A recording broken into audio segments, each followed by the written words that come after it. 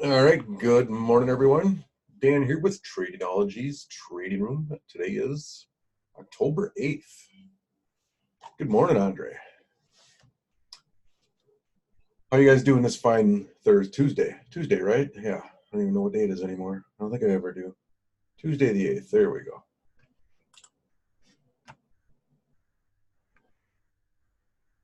Got the fresh cup of coffee ready to go. Markets are definitely weak once again this fine morning that we see. So we'll let the crew jump in here for a few minutes and take a look, see what's cooking. All four major indexes definitely down in the morning here.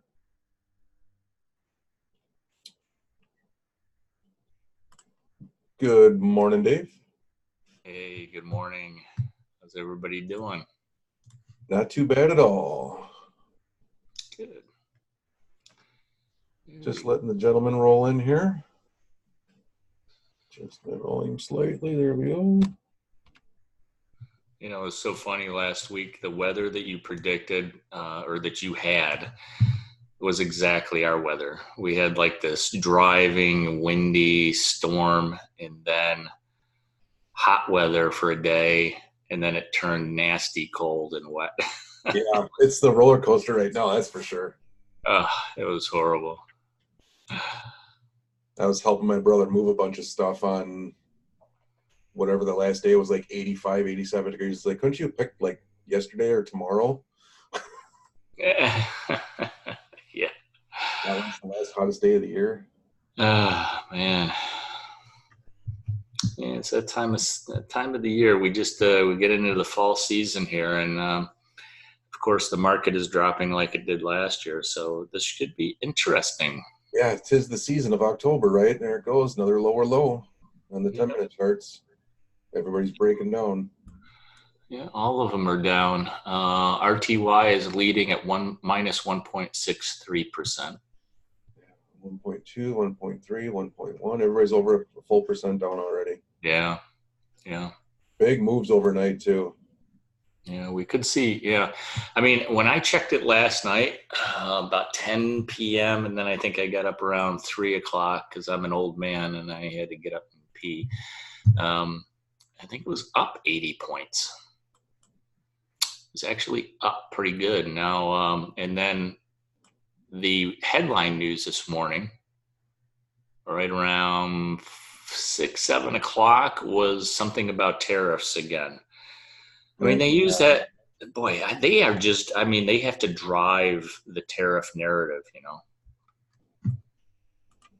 And it's at such a point now that it's like, it has to be on purpose. I don't know how it can't be. Well, it's the only thing they don't know what's really happening in the market. And so Right. they have to pull something out of their back They got to end. make something up, right? Yeah. Let's see. If they only knew about the pipeline. How it turned right back up. Yes. Where is my, there it is. Yeah, and for those that don't like the high volatility, man, that VA trade turned out to be a beautiful one this morning. Yeah, we It's still going, even though I exited it. Yeah, we nailed that one this morning. TSA looked like a good, clear indication that we're turning up again. Even though we had a hard landing yesterday, everything was turning higher, and so we had the little down at the open, just like we said. Yeah. And now it's going up.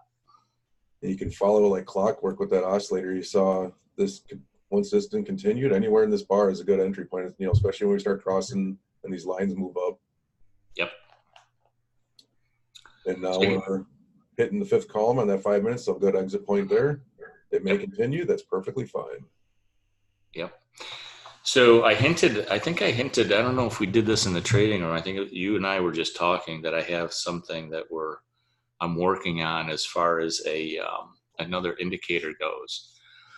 I've been testing in the spreadsheet for strong market. There's a new indicator called the X factor. And I'm taking the X factor for the Dow, and I'm taking the X factor for the NASDAQ. I'm also taking the MT volatility levels for the Dow and the NASDAQ. And if Andrew's listening, hello, Andrew. I don't know if he's here or not, but if he is, that's what I'm looking at as far as a potential indicator for the VA trade. It actually, I think it has really, really nice potential in an indicator that we can put on TOS. Nice. Yeah. Yeah, he's not here yet, but I'm sure he'll catch the recording. So there's your little cue, Andrew. And I got an email in your inbox too. Let me know if you saw it yet.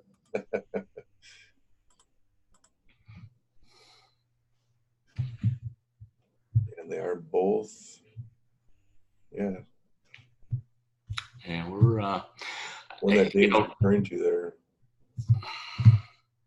Yep, that's the X factor. That's just on the Dow right now.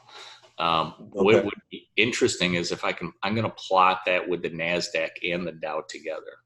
It should be interesting when we see some sort of separation. But you can even see in the long-term signal what a big difference that is. Right. You have a way down here to 0.6 and a 0.85 up here. Yeah. Yeah, we've been declining on the NASDAQ for a while, so I think we're going to, it's quite possible that difference between the two is creating a spread.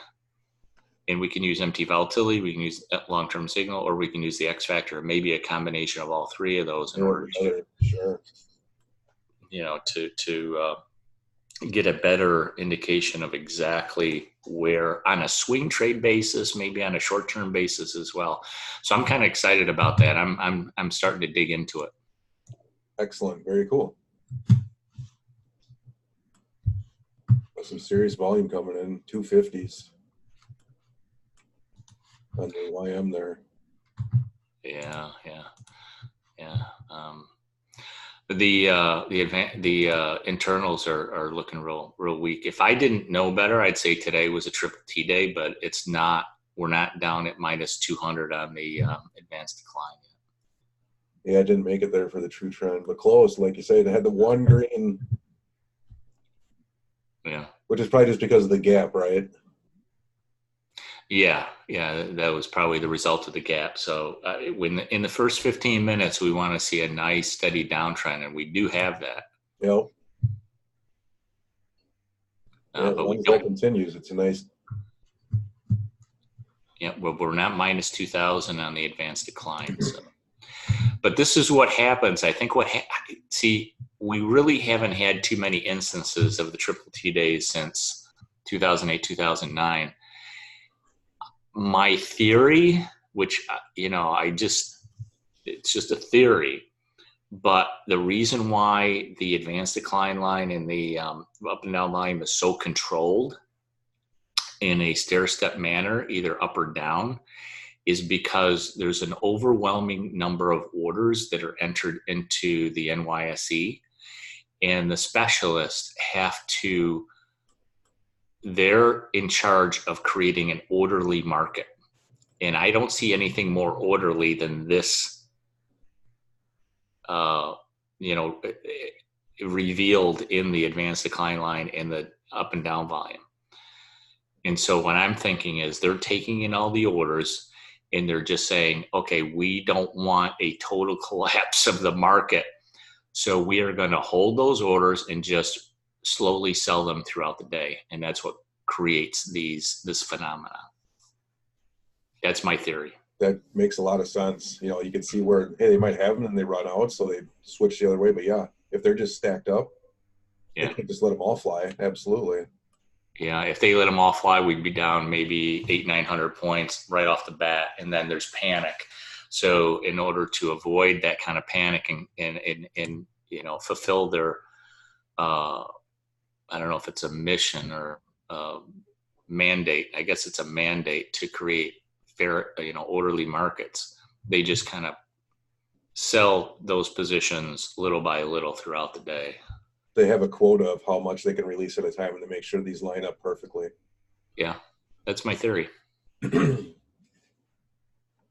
always has to start somewhere with a theory, right? Then you find it out. Absolutely. Yep. So those that didn't see the update, I got a couple people shot me emails. They liked it. I did do another little basic. I shouldn't call it basic, but I refreshed the workspace. So I trimmed it down from the 20 that I had, and I posted it out there. So that internals is on that workspace. So you can always have that up in the corner, keep an eye on it, especially the first half hour, as Dave says. We want to see that. And they're actually, look, it just happened. We're starting to turn green there. Just on a couple of them. One speed bump in the road there, so we'll see where the next one closes. But yeah, that is there in the new latest workspace out there. I threw up a little PDF file that shows, the tick chart, the 10-minute chart. I also got the weekly chart on there and the scripts that go along with it. So you guys haven't seen that yet. It is one of the latest posts if you wanted to test out that workspace. I know a new rug was looking for one, so there you go, new rug. That's definitely partly for you. And anybody else? I got one ESRTY chart on there to go with all the YMNQ arb trade charts. I have not had a chance to check that out myself. I know you sent it to me. I figure I always want to give you the overview. It's nice to have them in your back pocket. Oh yeah, I see it. Okay, I got it now. Nice. Wow. Perfect. You know what happens though is a lot of times I did a video on how to customize, because some of the stuff is customized. It doesn't come right out of the box. You have to customize some of the indicators to your liking. But this is beautiful. So it gives you a nice visual of exactly how to customize them. Not how to customize them, what they look like after you customize them. So nice. Yeah, good job. Yeah, for those that haven't seen it yet, I'll pull up the PDF here, what he's referring to. So there's the workspace that you load up. And just for the record, I think you've done this in other videos, and I probably have as well. You load those up in the main page. So you just pull it over, come up here and go to Open Shared Item. Mm-hmm. Then you paste in this link. Don't just go to the website and then click on something, just paste in this link into your costs. That's where that'll load it up. And then you can see, so here's the internals we're looking at, the ARB chart, and the scripts that I have in there. So these are the VA scripts. And I spelled that wrong, of course. That's really bad. Apparently my fingers was off a couple notches there. Colonic levels, yes. Colonic is column. Jeez. So much for proofreading. And then, the SM tick charts, the weeklies. And if you don't have them, I got a little link where you can get the strong market scripts for the Renkos right there. And then obviously the blog where you can see where they also have videos on customizing and loading them up. So there you go, gentlemen and ladies, if you're coming in. Very, very nice. I like it. All right, well, I think I'm going to exit my short positions here. That's a nice low point there, yeah. Yeah, I think I'm good. I hung on for a little bit longer. 26,150, we're getting down there, that's for sure. And a good indicator there is the spread starting to turn around. So, typically it has that inverse correlation. So if the spread starts dropping, the market might be coming back up. So absolutely, if anybody's still hanging in on their VA trade, then time to exit that position and capture your profits. Yep, absolutely. I'm out. Couldn't tell you what that dinging is. Yeah, as soon as I update the room, you get it. How fast the internet is. Yeah, well, that's good. That's why we have the real-time update service, so that it does indicate, update you in real time. Absolutely. All right. A few minutes in, you guys are pretty quiet. Any questions from the group here today? Mark, Glenn, Don, good to see you guys. Walter's in the house. Good to see you.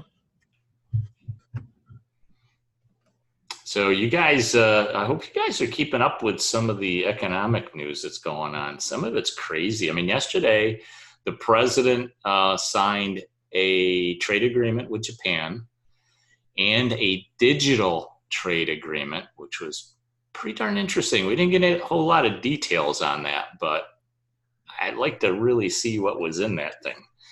Yeah, it was a two-for signing, right? Yeah, it's weird. A lot of talk about agriculture, a lot of wheat going to Japan in this trade agreement, pork, beef. I forgot what else they mentioned. Mostly wheat, beef, and pork. Hope it's not all of our Wagyu beef. I don't know if we have anything really good like Japan does, but right. Sure we do have some farmers that are doing that. But the big news this morning was that Trump put out a tweet, I guess, or I'm not sure how he announced this, that he's considering putting limits on pension and retirement funds investment in Chinese stocks.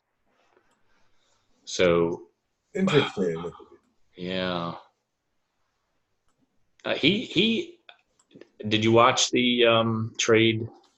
Not the whole thing. I saw part of it, but I didn't catch all of it. Yeah, I mean he took a couple digs at the Chinese, and he did. He actually was pretty fair about it because he said that we don't blame the Chinese for taking in manufacturing and kind of building up their country over the last 10, 15 years and using it to their advantage. He blames the previous leaders for allowing that to happen. So he allowed the Chinese to save face, which is very important for them. Right. But at the same time, he said they're very, very tough negotiators. He really wants to do a deal, but he said sometimes they're just, what do you call it? I don't know. I can't remember exactly the word he used, but unflexible maybe. Something like that. Immovable object. Yeah. Like the wall, like the Chinese wall. Right. So I got a question for you, Dave. Mm-hmm. How do I look up and what's the symbol for the MOVE index?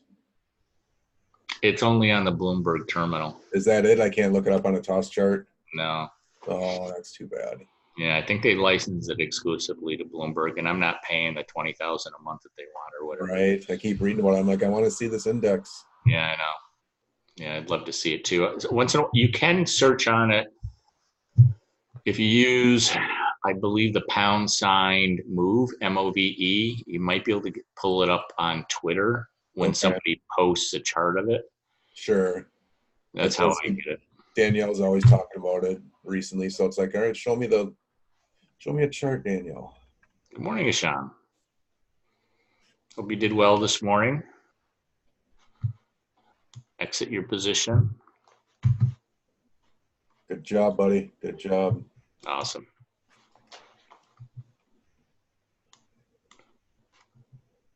Should ask Alex. I see you're in the house. Did you take a trade this morning? How'd you do, man? He's a rock star at setting the bias now. Alexander is there. Oh, nice. He might rival you. Ooh. Let's do a competition there. There you go. See, he's got the advantage though because he's not. I know you wake up early, but he's already up because he's on the other side of the world. Yeah. So it's like mid evening for him, middle of the. It's like lunchtime for him. Oh man, he's got 2 cups of coffee in him already. No wonder he's doing good. Right.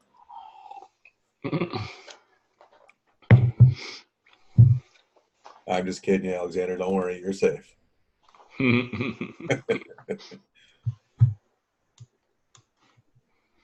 Did he? I've only gotten one chat so far. Is everybody? It's pretty quiet. Just Isham talking right now.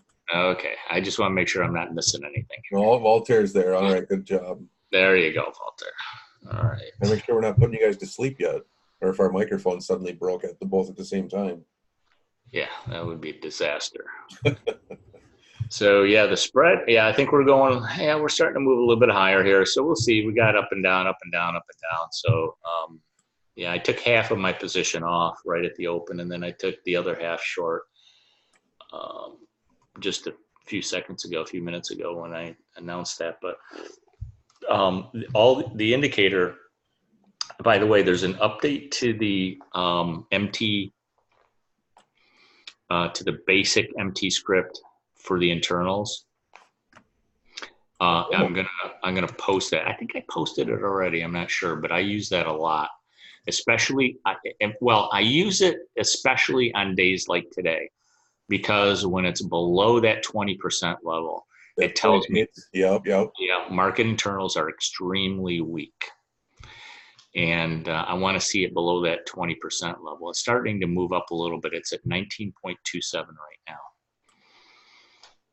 and it's moving a little bit higher. So we may, the cloud on the 10-minute chart is coming down to meet the current price level. Maybe when it does that, we'll go back down again. But I'm very happy with the profit I made shorting the market yesterday afternoon. We got 95 points yesterday. We got another 260 points this morning. So I'm pretty happy with that. Sham said he finally got the Ledger Nano X. Oh, nice. Arrived yesterday and did the transfer at the name stage. It was pretty easy, right, Sham? It wasn't too tough.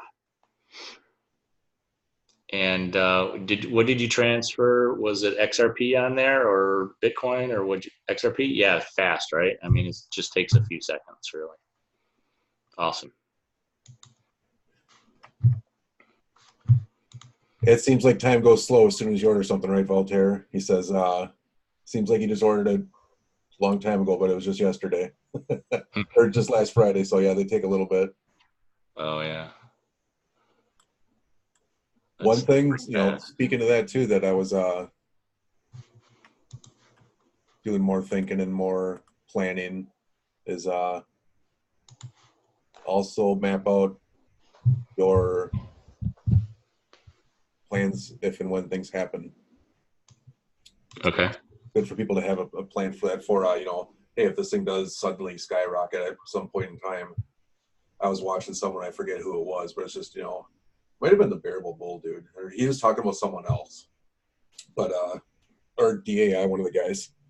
I was watching some videos, and I had thought about it before. It's like, yeah, it's good to have obviously your cold storage for your safety, but I think it also putting together things with exchanges. I don't think you can do it yet, but they probably will soon. If they know that you have cold storage, you're going to use their exchanges to have some sell orders out there. If it does suddenly flip up to $1, $2, $5, whatever, for a short stint, and you miss it, that you can have at least a small amount of coin on an exchange where you can fill that order, but you're not selling everything. So just keep in mind a plan for later. Have a plan for the future when this does move. Yeah, I think that's really important. Absolutely. Isham, yeah, it's the in the Strong Market portal. This is bundled into the free script that we use for the advanced decline internals. If it's not there, I'll put it up there today. Yeah, you're talking about the Market Timer Excel script for TOS that comes. Yeah, the Excel script. Yep, that's it. It's called MT internals, which is just a little bit of a different way of presenting the internals, but I kind of like it. If it's below 20, it's extreme negative, and it's still below 20 actually right now. And if it's above 80, it's extreme positive. Okay, so you renamed the new one. It's not just an updated to MTXL. It's a new MT internal script name. Yes, it's the only big difference is that if you want to share my screen, I'll show you guys. Okay, let me stop my share. There you go. And I want to get back to the idea of what we started on here, which is the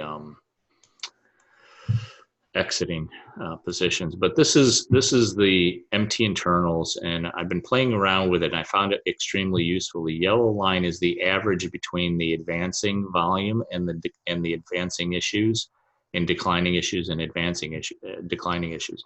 And so the yellow line is basically what we're seeing in real time as an average of the up and down volume and the advancing and declining issues, which are represented by these dots. And so that's the average of it. So now all I have to do is follow the yellow line.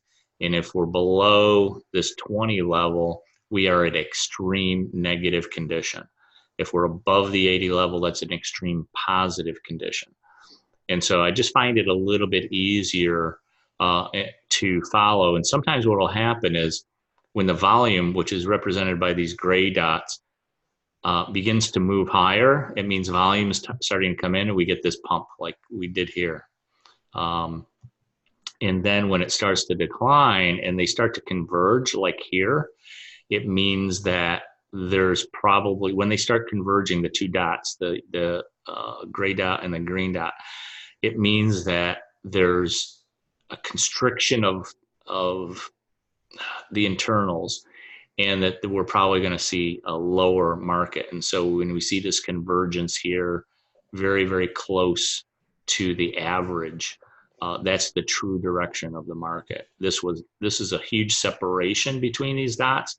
That indicates that there was not a very good, the volume was too high and the number of advancing issues was very low, indicating that that was not going to last. So this script, it's the same formula almost. The only difference as the Excel script, the only difference is that I'm using the average of both the advanced declines. So it's not quite the same script. It's a little bit different. And then the red and the green are just moving averages of the yellow line. So when they cross, especially here, I see that, we got the green, they're starting to cross. The green line is the slower one, or the faster one, and the red is the slower one. So, I use those crossovers as kind of an indication as well. And especially like this morning, I saw everything down below 20, which is kind of like this green line here, which means that 80% of the market is negative because it's on the negative side. If it's above 80, that means 80% is positive. But if it's below 20, that means 80% is negative. And as long as it stays there, then I'm going to stay short. I'm going to stay in my short position. And that's why the real-time update this morning was I'm staying in my short position because we're below this level. The other times, I don't really use it any other times. I mean, when it's in the middle here and it's just kind of moving up, the only time I really pay attention to it is when I see this divergence in the dots. It gives me an idea that's a false move. It's a fake. And then when it's below 20 or above 80. Very interesting. Excuse me.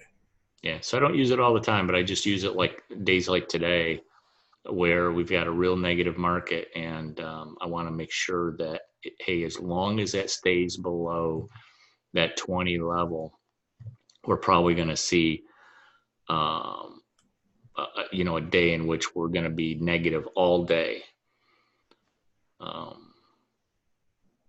Yep. Don, do you prefer the 10-minute time frame on that one?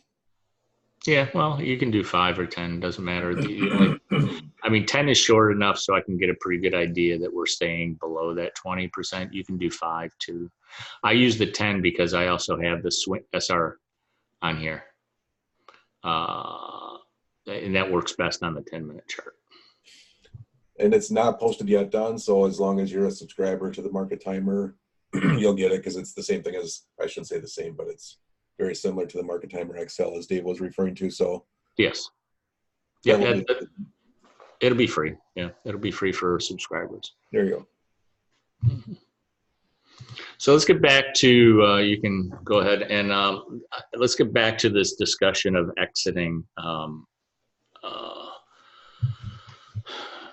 Yeah, that's a tough one, because I guess there's a couple different ways that you can look at it. Let's say you have like 5,000 XRP and it hits $5 and you want to exit that. You should have that on the exchange in order to execute that order. They're not going to let you put an order on the exchange if you don't have the XRP in your account. So you would have to keep some of your XRP on your account in order to do that. On one exchange in Japan, I think it was mid last year, XRP hit $10 for like a brief second. There was one trade that hit $10. Yeah, yep, exactly. So if You're you, never going to catch that. yeah, if you don't have it on the exchange, um, you may have hit it or you may not have hit it. Depends on what the liquidity was at that level. Probably not much, Right. but at least you have the opportunity to capture that if you can. The big issue with all these digital assets is there's no price discovery yet. Right. And, the price discovery is the big issue because we're in our own little ecosystem of digital assets here. And when we have this little ecosystem, we don't really know what the true price is because number one, we're only in a very, very small market at this point, even though there's more than 1 billion transactions, $1 billion in XRP being traded a day. A lot of that goes to utility of the digital token. And, but we don't have any good valuation models. We don't know how to value digital assets yet, even Bitcoin. And in full transparency, I'm not saying, hey, if it hits any certain dollar, you should sell all of it. There's many different ways, and I'm definitely not going to be selling all of mine. It's just a matter of, hey, if I want to recoup my initial investment, maybe I'm going to sell a little bit at whatever dollar it is. So I pull them back. It's like, all right, yeah, dollar, it's like playing with house money or whatever you want to call it. Because you recoup your initial investment, whatever you've invested in, and the rest is you can do things with it later that they're still coming out with products of, you hear everybody talking about different ways to collateralize your debt, take loans against your own stuff, do things a lot differently in the future. So yeah, just full transparency of start thinking about a plan, because you don't want to be trying to figure it out in the middle of it and you're suddenly in shock looking at a large number, because that will happen to people. Right. Yes, it is a long-term investment, Isham, for sure. I mean, back in, I started buying in September 2017. Not much. I didn't have a lot, but I mean, it shocked me when it went from 25 cents to $3.20 in like 3 weeks. That was a shock. Right. Exactly. And then it just kind of faded, and it's been declining ever since. And then at some point, I believe, just my personal opinion, is we're going to have another shock like that at some point. I just want to be there to be ready to have a little bit. Maybe I can sell at $5 or $10. I think the next big price point is probably going to be in that range, but I really don't know. There's, like I said, there's just no way to really tell where these things are going because it is a brand new asset class. Right, exactly. It's not a stock. It's not a bond. It's not gold. It's not silver. It's a brand new asset class. I have no idea where this is going. I love how Isham knows he's up 114. I've never even looked at what my is. Yeah, I don't want to know. Yeah, I don't want to know either. I just buy. The only thing I count is how many I have. So that's the only number I want to know. Yep. Because it's really funny too. I was doing some math. I'm like, how much does a 1 cent change help me now? So math, I'm like, oh, duh, dummy. That's just how many you hold. Right, exactly. It's funny. I was just doing, I'm like, all right, that divided by that equals how many I have. Oh, I should have just moved 2 decimal points over. Duh. Yeah, that's exactly right. And the only other thing that I count is how many days until my next wire clears so I can get more. Yeah. I got one more coming. It's like, don't go anywhere yet. Yeah. I got one last purchase and I'm good to done, and I'm ready to do it. Yeah, I'm kind of hoping it stays at this level until the end of the year, because I need to make some more too. But it's like I keep saying, oh, I'm going to stop at this level. I'm going to stop at that level. Right? Well, the thing is that this is not. It's not like a stock. This is actually being used in cross-border transactions. It's not going to die tomorrow. It's not something that can be bankrupt like a stock or a company.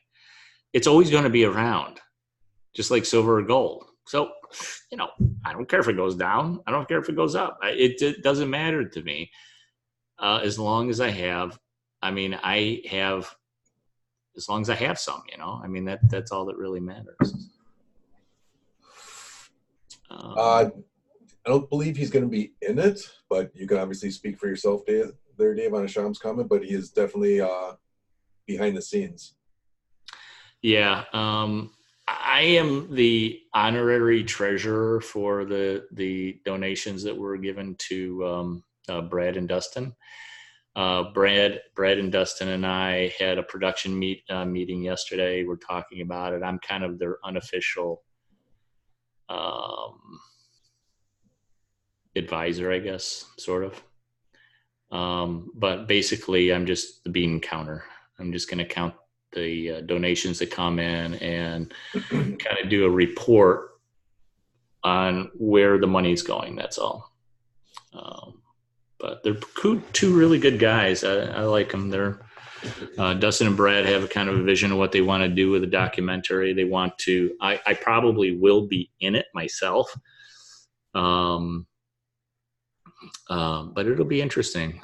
They've gotten permission now to film at the WCC, the World Crypto Conference, at the end of the month. Nice. They got official notice that they're allowed to do filming, and they're also going to be filming at Money 2020, which is going to be in Vegas on the same week. Ooh. Yeah, and I know Ripple has a booth there, so that'll be fun. Which one are you going to again? I'm going to the WCC, the crypto conference. Okay. So, and then I didn't buy tickets for Money 2020, but I might, if they're still cheap, maybe I'll run over there too for a day or two, or a couple hours. But I don't know. It depends. I'm more interested in the crypto stuff right now. I want to see what's on the cutting edge. Right. But just as far as disclosure goes, I have no equity in that project. I have no investment in that project. I'm not involved in the project whatsoever, except to be kind of a liaison between the project itself and the community. That's all. Awesome. Yeah. No, there's no way I can take on another project at all. I'm getting, if I did, my wife would kill me.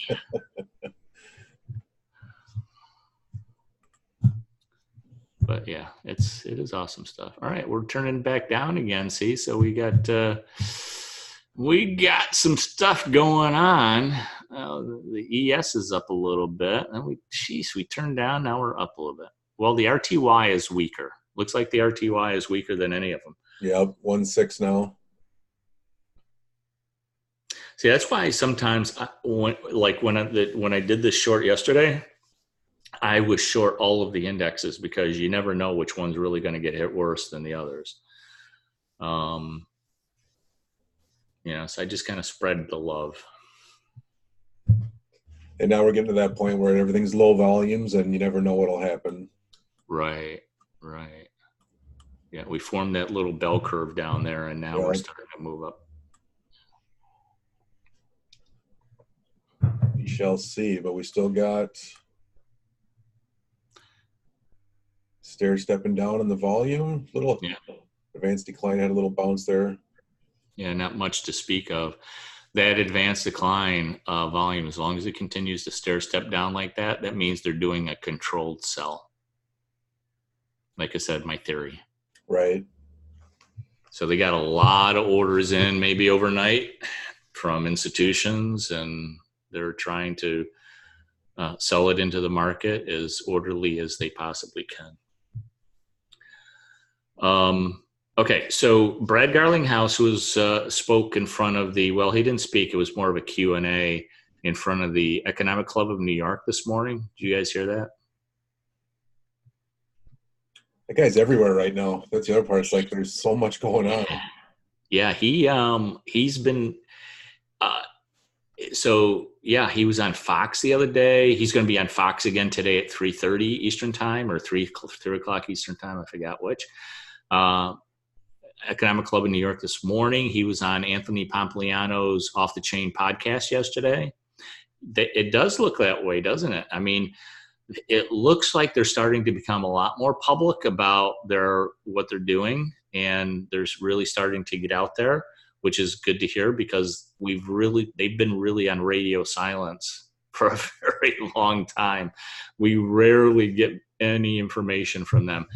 But I heard the entire Q&A this morning, and what was very, very clear to me, and this has always been kind of in the back of my mind, but what was very, very clear to me was that XRP absolutely 100% does not want to be a consumer-facing digital token. Not at all. Instead, it's going to be used as an institutional grade rail to connect institutions to make payments cross-border, and that's it. They do not want to have anything to do with us, consumers. Which makes me wonder sometimes, like, how are they letting us do this? They have to. I mean, they have to be able to, they need the liquidity. So we're not, I mean, they don't need us, and they don't want us to be, they don't want the XRP token to be consumer facing. In other words, they don't want people just using it to buy coffee and to buy, whatever they want in their daily life. Right. They want they are purposely using the token between institutions, to be used between institutions, between banks, between central banks. And they don't really care that we're there, but they definitely do not want to have us anywhere near what I would say is like, it's not a consumer facing product. So in other words, let's see, I mean, in the business world, right, you have consumer facing products, like you have coffee cups, and you have, things that you buy in your home, or consumer products, like coffee machines and stuff like that, right? And then there are business to business producers and manufacturers. Those are the ones who make the components and the parts that go into your coffee machine. They're the ones, or the transportation rails, trucking and railroads, shipment containers, right? And that's the analogy that they use most often. That's where they are. They do not care about creating a product that is consumer facing, that consumers can use to buy coffee. And so that gives me a great deal of confidence that if it's institutional use only, then it's got a huge, huge potential, in my opinion. But they like speculators. They like us because we provide additional liquidity to the exchanges. So that's why they want XRP on all the exchanges, and they want to be able to use those as a bridge to different fiats, because we provide some liquidity to this market. So they're okay with us speculating on it and stuff like that, but they're not going to produce a consumer-facing product. No, it's not going to happen. Yeah, it's done behind the scenes.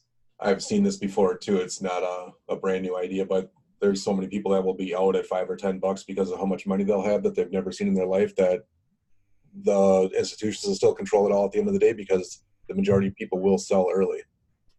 Right. That's my gut. I've heard that, and I agree with it. I think so too. Yeah. I think that's correct. People will see $5, they're out. Yeah. If someone's invested $2,000 and they see it go to 20 or something, they'll be like, "Holy cow, I'm cashing out." Yeah, exactly. And then, then it goes to 100. Right, exactly.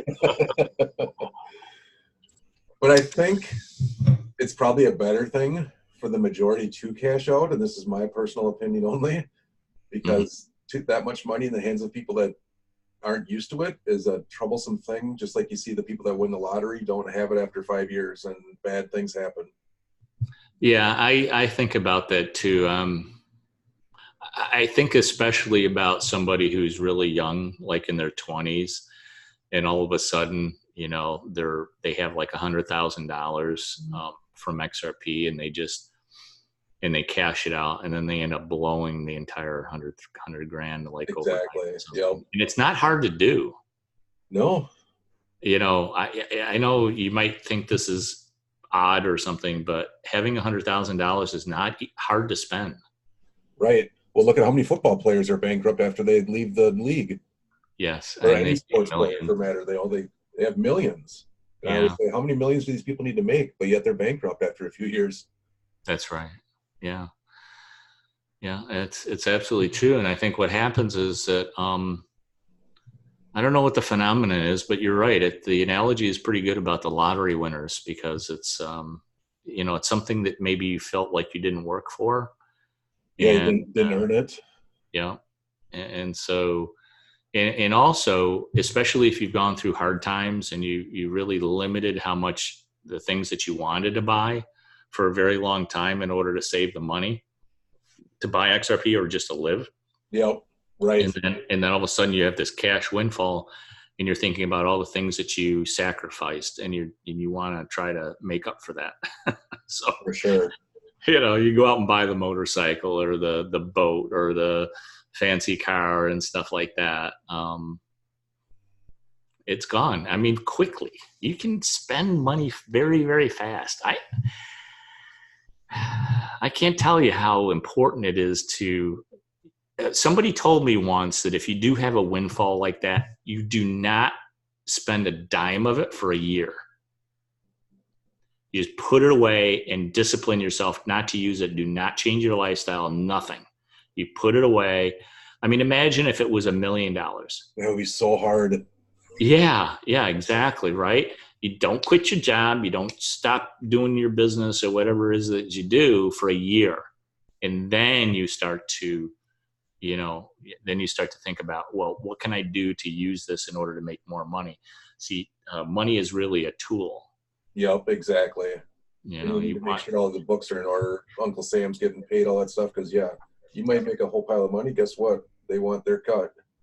Absolutely. That's why when you win the lottery, they take their cut first. Right. No. Oh, you won 100,000. Congratulations. Well, here's your 50. Exactly. Here's your part. Yeah. Oh, there's one other. But if you get it out of crypto, nobody's there to take that 50% out. And, you can spend the whole 100 grand. And then at the end of the year, you owe them you owe the government $50,000 in taxes. Right. Yeah. You're on the hook. Then you're in trouble. So you make sure you put a percentage of that away. Depending on what state you live in. If you don't have any state taxes, you're good. New York really sucks because we have to pay federal tax, then we have to pay state tax, and New York State is one of the highest tax states in the country. California and New York. So it really double sucks. I hear you. We have the tax. You have to pay tax on your tax. Yeah. That's what it feels like sometimes. Yeah. Yep. Well, we're getting close, gentlemen. I know we're drifting, and then we have tangents, but that's what happens. Yeah, actually, I'm surprised we didn't bounce right back. A lot of times when the market's down, 100, 150, 200 points at the open, it bounces right back, but it's not bouncing today. Not bouncing right back. We got a little bit of a bounce, but not much. Yeah, more of a settling, more of a channel forming here now. Yeah, exactly. A little bit of sideways action. So it's interesting. Take a look at, the character of the market does change. Now, pre-2008, you could tell what the character of the market was pretty easily, how it changes. It's almost like seasons of the year. When the market bounces back or it doesn't bounce back. After 2008, everything bounced back. And that was because of the invisible hand. Right. Anybody know the invisible hand? Who's the invisible hand, guys? Ever since 1987, it's existed. The Fed, yes. Visham. The invisible hand, the Fed. Yeah, I shared your the movie from. Oh, so everybody got the answer. Good. Yeah.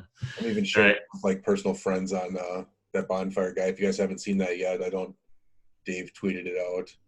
Oh yeah. It was pretty good. That was a great video. I like that compilation. I thought that was pretty interesting.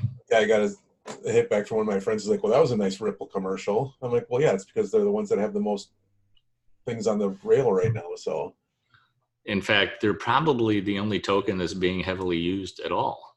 I'm just trying to get the word out to people. Is what I'm doing. It's like, hey, pick up your head, people. Look around. This is going on. Well, you did your job. Yep. You made them aware. I'm doing my due diligence, so I feel good later. Absolutely. Absolutely. All right, guys, we're going to wrap it up here. Thanks for joining us again. Appreciate it. I think here's my prediction for the stock market. We hit the top. We're done. I think we're going to be in a bear market for the next 3 years. 3 years. Well, there's the big telling point too, right? If I pull this back, I don't know if I can see it on this little chart yet or not, but if I whip this to a daily quick on just the YM, this is probably, we didn't break that previous high. Lower high. I think we're going to go into a bear market for the next 3 years. The Fed has already injected close to $1 trillion in the overnight repo market. They will have no choice but to start additional liquidity into the overnight market and into banks. And now they're going into November. They're not going to stop this week. Yes, now they're going into November. So I knew that October 10th deadline was not going to last. It was blasted through. 3 years. 3 years. Look who's in the house. Hey, Andrew. Hey, Andrew. Who wants to know in a bear market if it's more difficult to get out because of liquidity issues? Even in 2008, though, it wasn't difficult.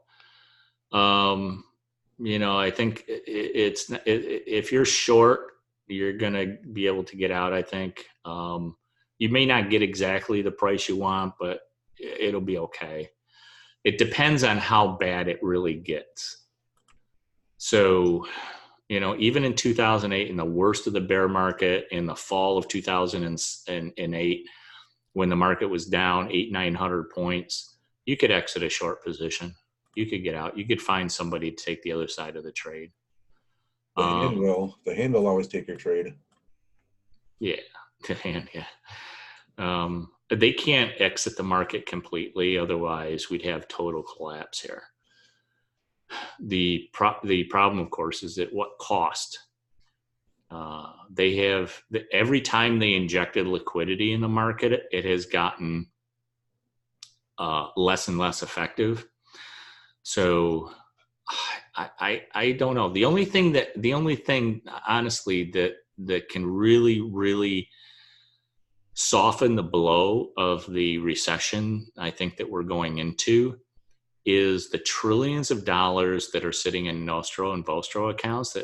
And this is one of the reasons why I think Ripple, the company, and XRP is so important to the global economy, is that it'll allow banks to bring those funds back, and that will help the liquidity issue.